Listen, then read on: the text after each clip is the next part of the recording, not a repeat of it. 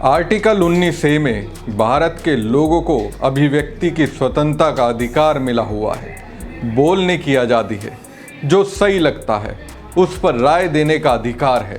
कांग्रेस सांसद प्रियंका गांधी ने अपने इसी अधिकार का इस्तेमाल अपने देश के लिए किया, जहां उन्हें बोलने की पूरी आज़ादी मिली हुई है।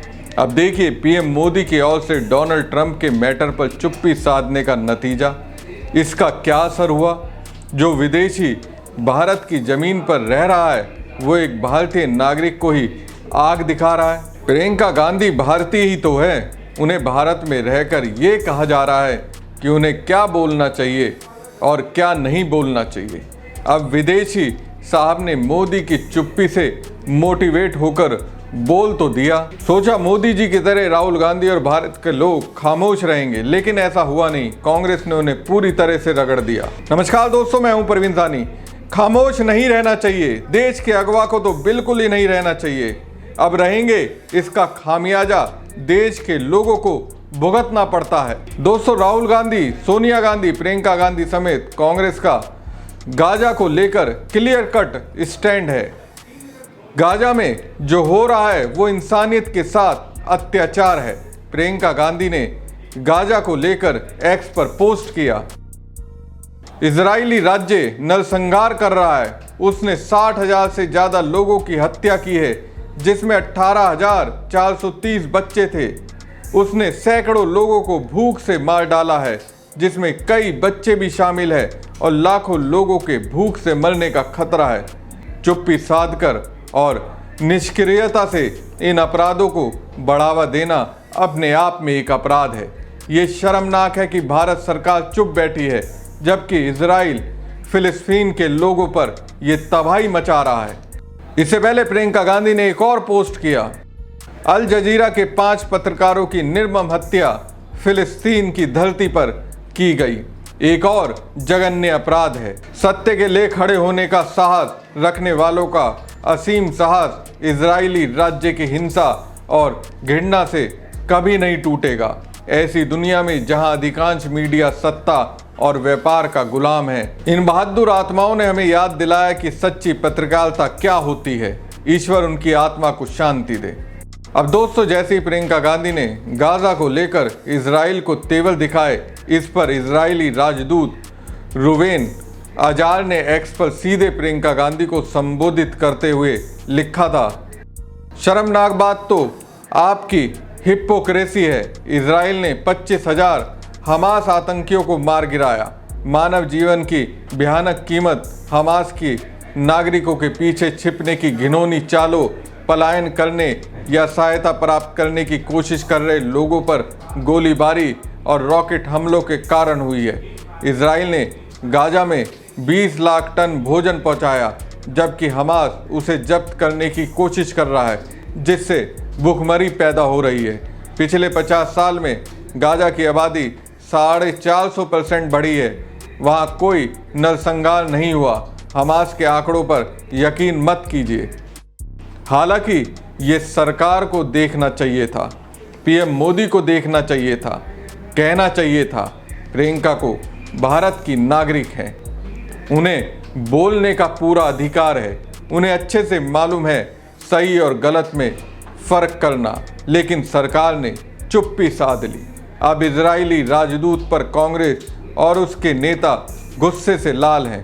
कांग्रेस ने गाजा मामले में टिप्पणी को लेकर प्रियंका गांधी पर निशाना साधने वाले इजराइल के भारतीय दूत की कड़ी आलोचना की है। इसे भारत की संप्रभुता पर हमला बताया है। प्रियंका ने गाजा नरसंहार और अल जजीरा के 5 पत्रकारों की हत्या की निंदा की थी। कांग्रेस ने इजराइल के भारत में राजदूत की ओर से कांग्रेस की वरिष्ठ नेता प्रियंका गांधी वाड्रा के खिलाफ की गई टिप्पणी पर कड़ा ऐतराज जताया है। कांग्रेस के वरिष्ठ नेता जयराम रमेश ने सोशल मीडिया प्लेटफॉर्म एक्स पर लिखा, इजराइल के राजदूत द्वारा प्रियंका गांधी वाड्रा के गाजा में चल रहे नरसंहार पर व्यक्त दुख और पीड़ा के जवाब में इस्तेमाल किए गए शब्दों की भारतीय राष्ट्रीय कांग्रेस कड़ी निंदा करती है। ये अपेक्षा करना कि नरेंद्र मोदी सरकार इस मामले में कोई कार्रवाई करेगी बेकार है, क्योंकि सरकार का रवैया नैतिक कायरता को दर्शाता है। वहीं सदन में उपनेता गौरव गोगोई ने इजरायली राजदूत को करारा जवाब देते हुए एक्स पर पोस्ट किया। भारत फिलिस्तीन को एक राष्ट्र के रूप में मान्यता देने वाला पहले देशों में से एक है। यह द्विराष्ट्र समाधान में दृढ़ विश्वास रखता है। गांधी और नेहरू का राष्ट्र हमेशा अहिंसा और शांति में विश्वास करता रहा है। भारतीय राष्ट्रीय कांग्रेस पार्टी को इजरायली राजदूत के व्याख्यान की आवश्यकता नहीं है। कांग्रेस नेता पवन खेड़ा ने भी इस मुद्दे पर अपनी बात रखी और कहा, दुनिया भर में नरसंहार के आरोपी देश का राजदूत भारतीय संसद के एक वर्तमान सदस्य को निशाना बना रहा है। यह अभूतपूर्व और असहनीय दोनों है। ये भारतीय लोकतंत्र की गरिमा का सीधा अपमान है। एस जयशंकर, क्या आप श्रीमती प्रियंका गांधी को धमकाने की इजरायली राजदूत की सार्वजनिक कोशिश पर टिप्पणी करेंगे, या क्या भारत में अभिव्यक्ति की स्वतंत्रता अब इजराइल से नियंत्रित होने लगी है? गाजा पर तथ्यों को कितना भी टाला या छुपाया जाए, उन्हें छिपाया नहीं जा सकता। अंतर्राष्ट्रीय समुदाय वास्तविक समय में गाजा में नागरिकों की हत्या देख रहा है, जिसमें सहायता के लिए कतार में खड़े लोग भी शामिल हैं। कांग्रेस ने इस मामले में केंद्र सरकार की चुप्पी पर भी सवाल उठाए और पूछा कि क्या भारत की विदेश नीति अब अन्य देशों के राजदूतों के बयानों से प्रभावित होगी। पार्टी ने इस मुद्दे को संसद में उठाने की बात कही है और इसे भारत की संप्रभुता से जोड़कर देखा जा रहा है। दोस्तों, ये विवाद ऐसे समय में सामने आया है जब भारत और इजराइल के बीच कूटनीतिक संबंधों को लेकर पहले से ही कई मुद्दों पर चर्चा चल रही है।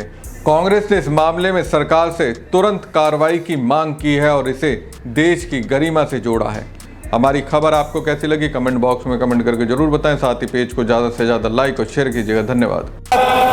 जो बताने लगेंगे तो पत्थर दिल भी आंसू बहाने लगेंगे।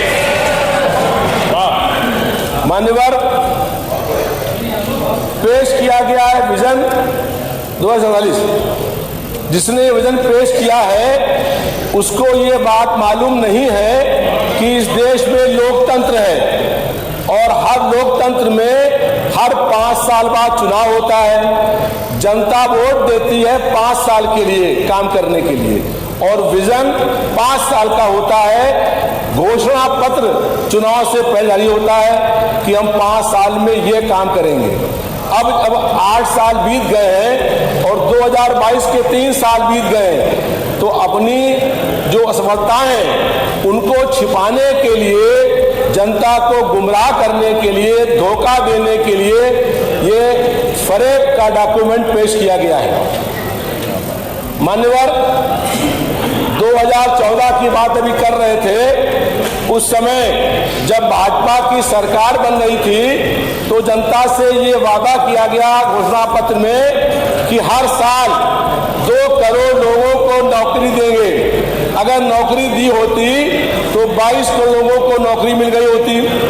अब जब नौजवान परेशान है तो कह रहे हैं कि 22 साल और इंतजार करो, तब 22 साल के बाद तुमको नौकरी मिलेगी।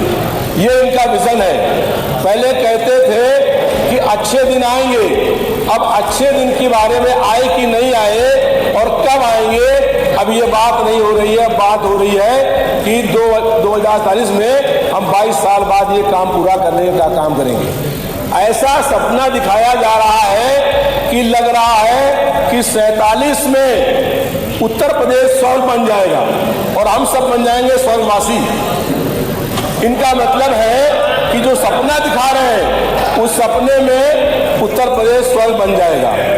और 22 साल के बाद जो बहुत से लोग इसमें ऐसे हैं जो शायद इस धरती पर रहेंगे भी नहीं, लेकिन ये सरकार जनता को धोखा देने के लिए, गुमराह करने के लिए, असफलताओं को छिपाने के लिए ऐसी बात कर रही है। इस सरकार को भी मालूम है कि 2027 में समाजवादी पार्टी की सरकार बनने जा रही है।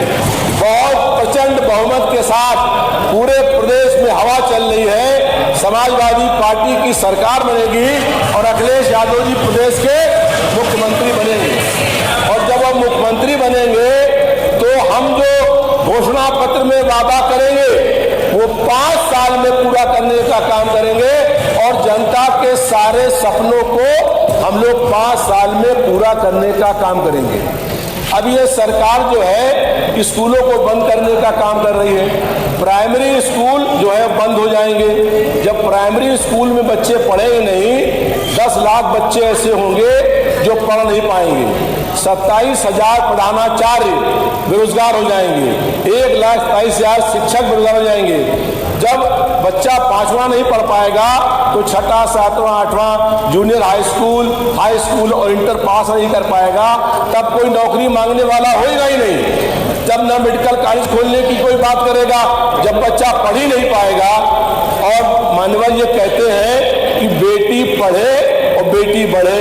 अब आज जो गांव के अंदर स्कूल है वहां पर बेटियों के स्कूल बंद कर दिए गए। उन स्कूलों को मर्जर किया जा रहा है। दूसरे दूर के स्कूल में बेटी कैसे जाएगी। अब मान्यवर प्रदेश में गुंडा माफिया जंगल राज कायम है। कोई बहन बेटी सुरक्षित नहीं है। आप मालूम करिए, आज अभी विधानसभा चल रही है। बलात्कारियों के अपराधियों के हौसले इतने बुलंद हैं कि बलरामपुर में एक मूक विधिर बालिका के साथ सामूहिक बलात्कार हुआ आज मान्यवर। और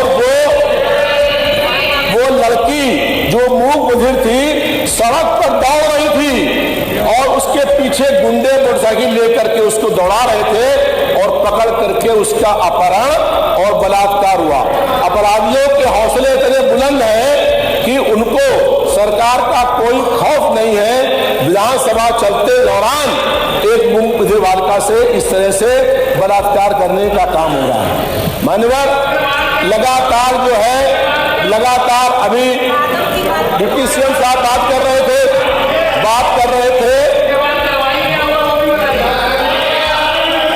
अभी सुन लीजिए, सब बात बता रहे हैं आपको।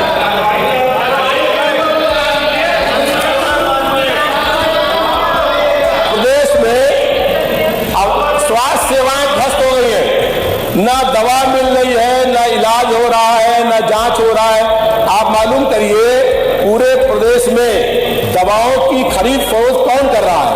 मेडिकल सप्लाई कारपोरेशन, जिसमें एक डॉक्टर नहीं है। और मेडिकल सप्लाई कारपोरेशन बिना सीएमओ और सीएमएस के पूछे बगैर दवाओं की खरीद करने का काम कर रहा है। डिमांड किसी और की है, दवाएं कोई और सी आ रही हैं। 16 करोड़ 40 लाख की दवाएं एक्सपायरी हो गई और पकड़ा मंत्री जी ने, लेकिन किसी आदमी के खिलाफ कोई कार्रवाई नहीं करी गई। और सब जो है, जो वहां दवाएं मिली उसका जो नुकसान जनता का हुआ, बहुत बहुत धन्यवाद। बात होने समाप्त करिए रविदास जी। और स्वास्थ्य सेवाएं ध्वस्त हो गई है। अब बताइए, जो कोविड का वैक्सीन लगा, उस कोविड के वैक्सीन लगने के बाद कैंसर के, हार्ट अटैक के, किडनी खराब होने के लगातार घटनाएं बढ़ रही हैं। और बहुत बहुत धन्यवाद। समाप्त करिए। ज्यादा हो गई। बहुत बहुत धन्यवाद रविदास जी। बहुत बहुत धन्यवाद। अब 22 साल के बाद माननीय श्री राम नरेश अग्निहोत्री जो अभी आपने बात सुनिए, कहा था आपने। एक सेकंड मेरी बात सुनिए। मेरी बात सुन लीजिए। मेरी बात सुन लीजिए। दो के बाद एक इधर बुलाना था। एक मिनट मेरी बात सुन लीजिए। मेरी बात सुन लीजिए बस। 2 से इधर 3 हो गए।